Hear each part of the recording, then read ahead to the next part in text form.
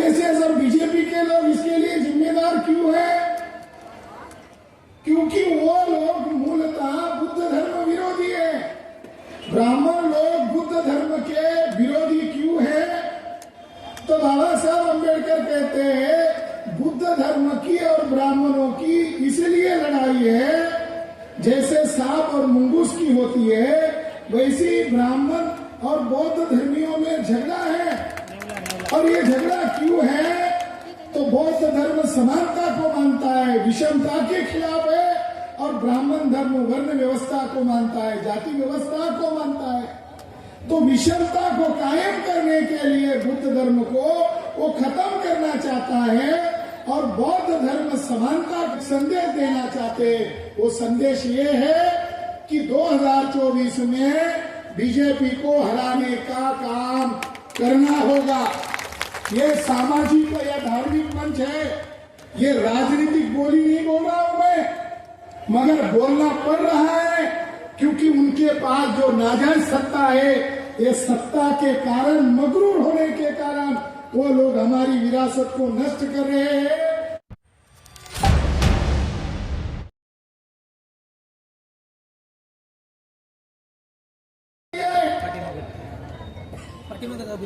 दूसरे नंबर का व्यक्ति है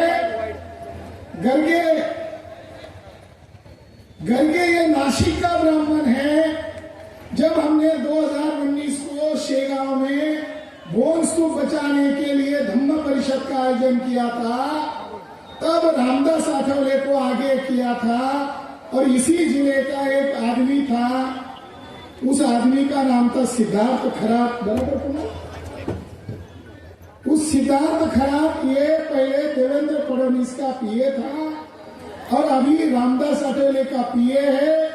उसने हमें संपर्क करके कहा आपको आंदोलन करने की जरूरत नहीं, रामदास आठवले साहब बचाने वाले हैं। तब से गायब है। मगर जब हमने आंदोलन घोषित किया, 3 महीने से हम आंदोलन की तैयारी कर रहे हैं, तो लोग, खासकर कि संग्रामपुर के लोग इस आंदोलन में न पहुंचे, इसलिए उस गांव में, संग्रामपुर में भी एक गांव में विदर्भ स्तरीय दलित साहित्य सम्मेलन 16 और 17 तारीख को आयोजित किया। ये पता चलता है और उसमें सिद्धार्थ खरात ये आदमी शामिल है, जो आदमी कहता था कि मैं आठवले को और देवेंद्र फडणवीस को मैं कन्विंस करूंगा, वो आदमी उस सम्मेलन में आज शामिल है। वहां लोग ही नहीं गए। देवेंद्र फडणवीस इसके लिए जिम्मेदार क्यों है? आरएसएस और बीजेपी के लोग इसके लिए जिम्मेदार क्यों है? क्योंकि वो लोग मूलतः बुद्ध धर्म विरोधी है। ब्राह्मण लोग बुद्ध धर्म के विरोधी क्यों है? तो बाबा साहब अम्बेडकर कहते हैं बुद्ध धर्म की और ब्राह्मणों की इसलिए लड़ाई है जैसे सांप और मुंगूस की होती है, वैसी ब्राह्मण और बौद्ध धर्मियों में झगड़ा है। और ये झगड़ा क्यों है? तो बौद्ध धर्म समानता को मानता है, विषमता के खिलाफ है, और ब्राह्मण धर्म वर्ण व्यवस्था को मानता है, जाति व्यवस्था को मानता है। तो विषमता को कायम करने के लिए बुद्ध धर्म को वो खत्म करना चाहता है और बौद्ध धर्म समानता को, न्याय को। और ये झगड़ा क्यों है? तो बौद्ध धर्म समानता को मानता है, विषमता के खिलाफ है, और ब्राह्मण धर्म वर्ण व्यवस्था को मानता है, जाति व्यवस्था को मानता है। तो विषमता को कायम करने के लिए बुद्ध धर्म को वो खत्म करना चाहता है और बौद्ध धर्म समानता को, न्याय को, स्वतंत्रता को कायम करने के लिए वो दुश्मनों से लड़ता है। तो आरएसएस और बीजेपी के लोग प्लान वे में 2007 में यहां पर जीगांव डैम बनाने की योजना बनाई, जो डैम अब लगभग पूरा हो गया है और आने वाले बरसात के समय में ये स्तूप नष्ट हो सकता है। तो ये बचाने के लिए हम आंदोलन करने के लिए आज सड़क पर उतरे हैं। साथियों, भोन स्तूप की विरासत परंपरा केवल बुद्धिस्ट कहने वाले लोगों के साथ नहीं है, वो धनगरों के साथ है, मराठा लोगों के साथ है, आदिवासियों के साथ है, ओबीसी के साथ है, कुर्मी लोगों के साथ है। भारत में जातियों का निर्माण बहुत बाद हुआ। बुद्ध के समय में कोई जातियां नहीं थी, मौर्य के समय में कोई जातियां नहीं थी, सारे लोग नाग लोग थे। अछूत लोग 9वीं शताब्दी में बनाए गए, जो कट्टरपंथी बौद्ध लोग थे, जो ब्राह्मणों की गुलामी को स्वीकार नहीं कर रहे थे, इनको शंकराचार्य के द्वारा जोर जबरदस्ती से अछूत बनाया गया। देश भर में अछूत लोगों के लिए धेड़ शब्द कहा जाता है। धेड़, अछूत जाति के लोगों को देश भर में धेड़ शब्द कहा जाता है। धेड़ शब्द मुसलमानों की जो बोली है अरबी, उस भाषा का नहीं है। 1818 में जब पेशवा ब्राह्मण हराए गए, तब ब्रिटिश लोगों की लोग शिकार करने अलग अलग गुफाओं में, पहाड़ियों में जाते थे। तो 1819 में एलोरा की बौद्ध गुफाओं के बारे में रिसर्च किया गया, और रिसर्च करने वाले जो 2 अंग्रेज अधिकारी थे, एक का नाम था जेम्स फर्ग्यूसन।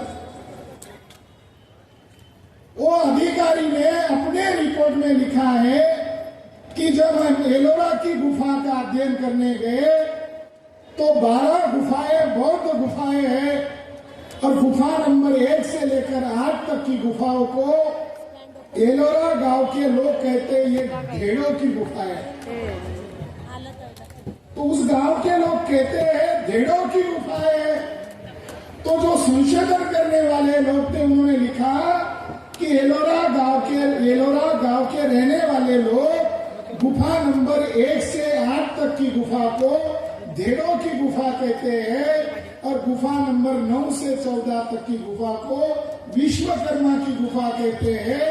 मगर जेम्स फर्ग्यूसन ने अपने रिपोर्ट में लिखा, ये एलोरा गांव के लोग इस गुफा को भेड़ों की गुफा क्यों कहते हैं?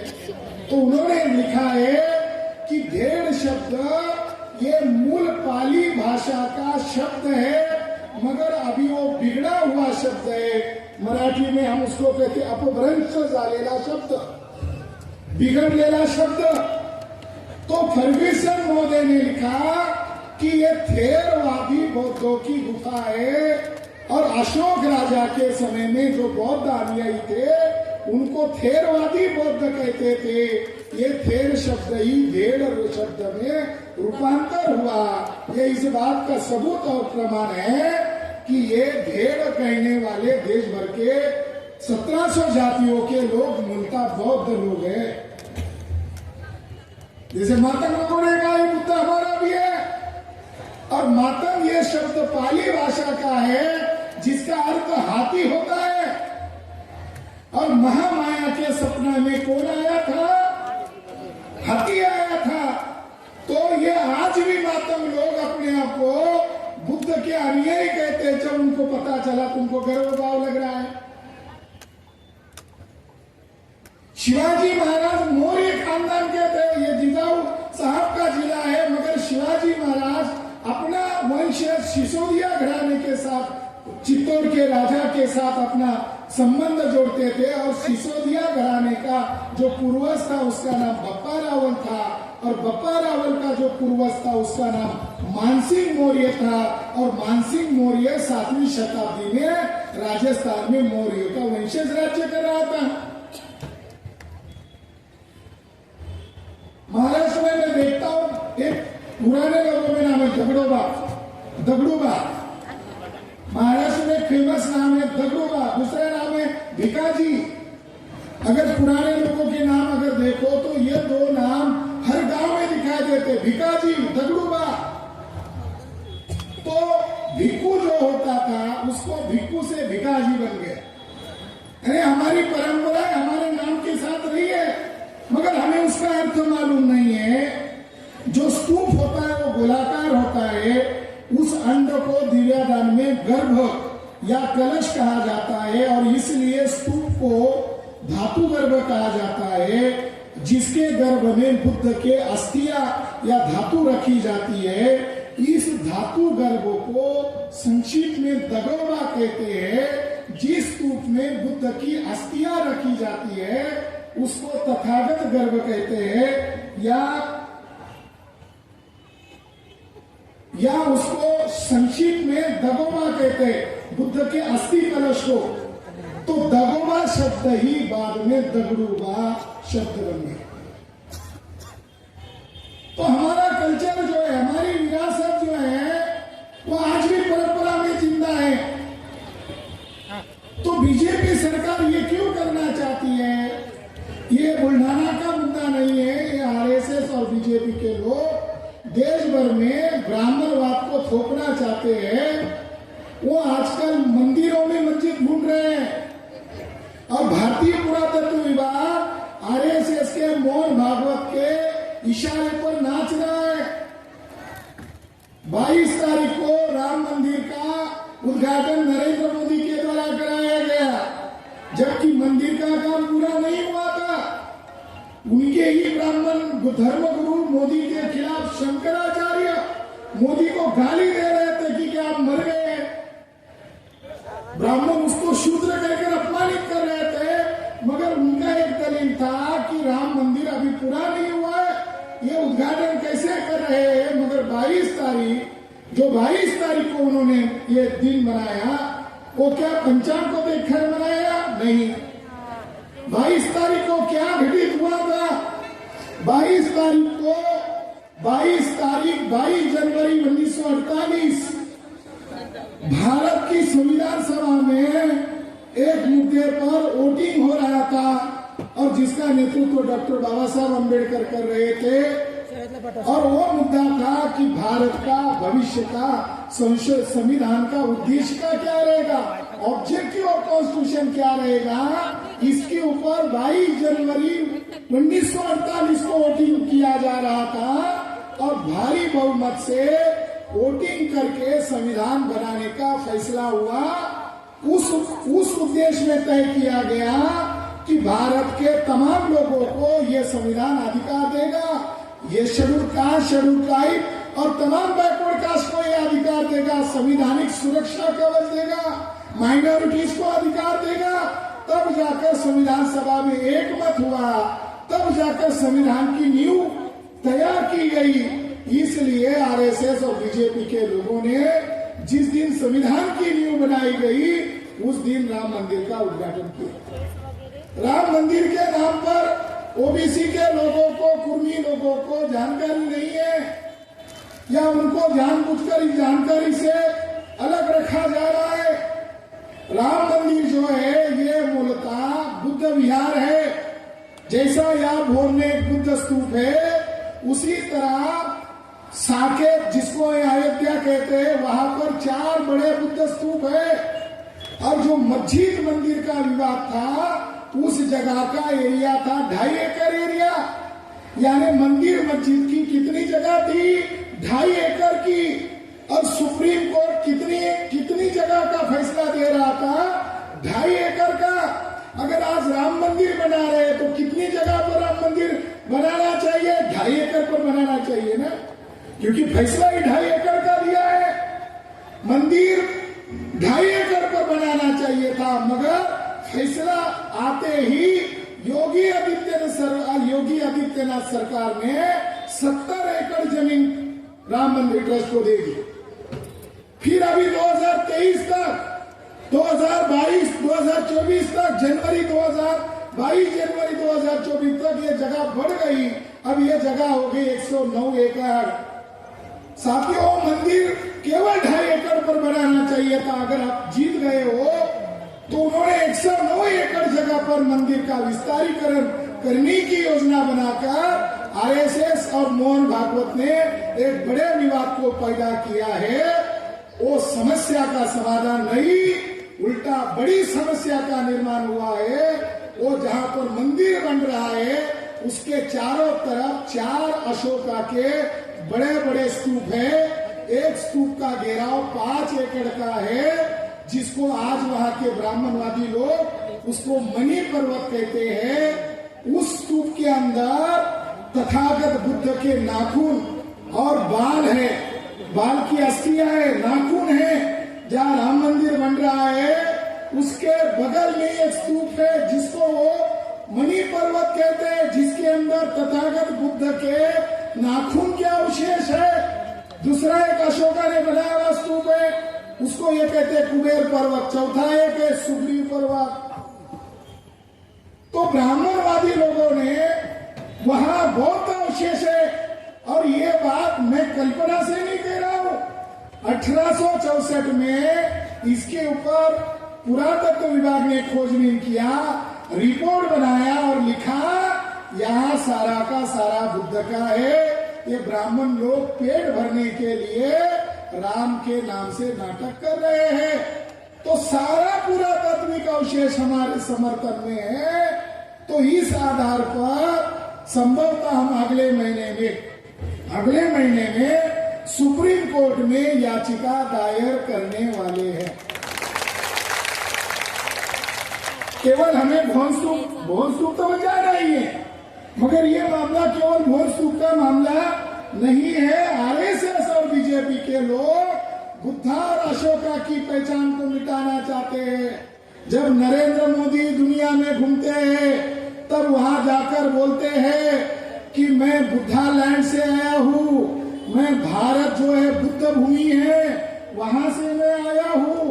और जैसे ही इंडिया में आते हैं नरेंद्र मोदी की मेमोरी लॉस हो जाती है।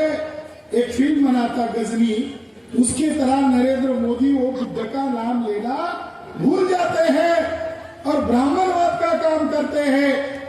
साथियों, ये जो भोन स्तूप है इसको बचाने के लिए हम सड़क पर उतरे हैं। उसी तरह हमने औरंगाबाद बॉम्बे हाईकोर्ट का खंडपीठ औरंगाबाद में 2019 में केस दायर की है। मिसमैच नेटवर्क में वो खंडपीठ में हम लोगों ने केस दायर की है, सबूत दिए हैं, एविडेंस दिए हैं। मगर देखो हमारे साथ कितना जुल्म हो रहा है कि हम कोर्ट में भी लड़ रहे हैं, मगर 2019 के बाद तारीख ही नहीं मिल रही है। कोर्ट तारीख ही नहीं दे रहा है। यानी ये अचानक हो रहा है क्या? सत्ता पर बैठे हुए ब्राह्मण लोग भोन स्तूप के डुबाने के लिए संभवतः न्यायपालिका को प्रेशराइज कर रहे हैं। मैं इस मौके पर इस बात का खुलासा कर रहा हूँ कि अगर हाईकोर्ट के लोगों ने कलेक्टर को अगर नोटिस भेजा होता, बॉम्बे में बैठे हुए गर्गे ब्राह्मण को नोटिस भेजा होता, देवेंद्र फडणवीस को नोटिस भेजा होता, तो क्या हमको सड़क पर उतरने की जरूरत होती? हमें सड़क पर उतरने की जरूरत नहीं होती, मगर वो लोग योजना बनाकर इस स्तूप को डुबाना चाहते हैं। इसलिए हमें क्या करना होगा? इसलिए हमें इस आंदोलन को जारी रखते हुए ये जो चुनाव है, कुछ साथियों ने बताया कि इनका बहिष्कार करो, इनको मत आने दो। तो ये जो गर्गे है, ये गर्गे क्यों दोषी है? तो हमारा शेगांव के कार्यक्रम की घोषणा के बाद फडणवीस और उन लोगों ने गर्गे को इसका जिम्मेदारी दिया कि तुम भोन स्तूप को बचाओ। सड़क पर लोग उतर रहे हैं। गर्गे जाति से ब्राह्मण है, स्टेट आर्कोलॉजी पुरातत्व का वो संचालक है, डायरेक्टर है, मूल का रहने वाला नासिक का ब्राह्मण है। नासिक का ब्राह्मण आप जानते हो, पत्थर फेंकने वाले, नासिक के ब्राह्मण पत्थर फेंकने वाले, बाबा साहब को पत्थर मारे थे उन लोगों ने। तो इस गर्गे की जिम्मेदारी लगाई, गर्गे मंत्रालय में रहता है, तो बुल्ढाना जिला विदर्भ में है, और इस स्तूप की बचाने की जिम्मेदारी गर्गे ने किसको दी? नासिक विभाग को दी। अब मुझे बताओ, विदर्भ में नासिक जिला आता है क्या? विदर्भ में नासिक जिला आता है? ये चौधरी मैडम को हमने इसीलिए बुलाया था कि यही भोन स्तूप को लेकर ये वकील मैडम उनको ज्ञापन देने गई थी, तो उन्होंने हमको लिखित में जवाब दिया था हम करेंगे, कुछ किया नहीं। और जानकार राइट टू इंफॉर्मेशन एक्ट के तहत जब नासिक विभाग को हमने लिखा कि क्या किया, कितना रुपए खर्च किया 509 करोड़ में से? तो वहां की जो सहायक संचालिका मैडम है ज्योति आए मैडम ने हमें लिख के दिया, 1 रुपए भी खर्च नहीं किया और 1 रुपए भी खर्च करने वाली नहीं हो। अगर आपको ज्यादा से जानकारी चाहिए तो मंत्रालय में बैठे हुए गर्गे साहब से आप जानकारी लीजिए। अब बता इस गर्गे का क्या किया जाए? 2019 से अब तक उसने 1 रुपया खर्च नहीं किया, क्योंकि वो जाति से ब्राह्मण है, देवेंद्र फडणवीस जाति से ब्राह्मण है, और ये ब्राह्मण इस देश के रहने ही वाले नहीं है, वो विदेशी लोग है, वो भारतीय लोग नहीं है, और वो अभी तक भारतीय समाज का हिस्सा बने नहीं है। तो आने वाले समय में हम माननीय वामन मेश्राम साहब हमें जो भी आदेश और निर्देश देंगे हम उसका पालन करेंगे, क्योंकि हमको इसको बचाना है। तो आने वाले समय में हम ये योजना बना रहे हैं कि देवेंद्र फडणवीस के घर पर ही मोर्चा लेकर जाना चाहिए। अगर ये कलेक्टर कार्यालय आ रहे हैं तो कलेक्टर फडणवीस का नाम लेकर हमको डरा रहा है, गर्गे के पास जा रहे तो गर्गे भी फडणवीस का नाम लेकर हमको डरा रहा है। तो फिर जिसके नाम से ये अधिकारी काम कर रहे हैं, या तो गर्गे के घर पर भी मोर्चा लेकर जाना चाहिए और देवेंद्र फडणवीस के घर पर भी मोर्चा लेकर जाना चाहिए। ये मैं उम्मीद और अपेक्षा करता हूँ। मुझे यहाँ के साथियों ने ये जानकारी दी है कि जिन लोगों को जिगाव धर्म प्रकल्प में जिनकी लैंड को एक्वायर किया उनको मुबदला तक नहीं दे रहे, पैसा तक नहीं दे रहे, उनका समाधान तक नहीं हो रहा है। हम विकास के विरोधी नहीं है, मगर विकास के नाम पर आप भारत के नागवंशी मूल निवासियों की कल्चर और सभ्यता को नष्ट कर रहे हो। ये बहुत बड़ा राष्ट्रद्रोही कार्य है। आप अगर दिल्ली के संसद में जाओगे तो राष्ट्रपति के चेयर के पीछे, राज सिंहासन के पीछे मथुरा की बुद्ध की मूर्ति है, खड़ी मूर्ति है, जिसके हाथ पर चक्र है, धम्म चक्र है। भारत की जो मुद्रा है, करेंसी है, उसके ऊपर सम्राट अशोक का शेर का चिन्ह है, और भारत का जो राष्ट्र ध्वज है उसके ऊपर सम्राट अशोक का चक्र है, धम्म चक्र है। ये जो सरकारी संस्थाओं में बैठे हुए लोग राष्ट्र के प्रतीक का विरोध कर रहे हैं। कलेक्टर राष्ट्र के प्रतीक का विरोध कर रहा है, फडणवीस राष्ट्र के प्रतीक का विरोध कर रहा है।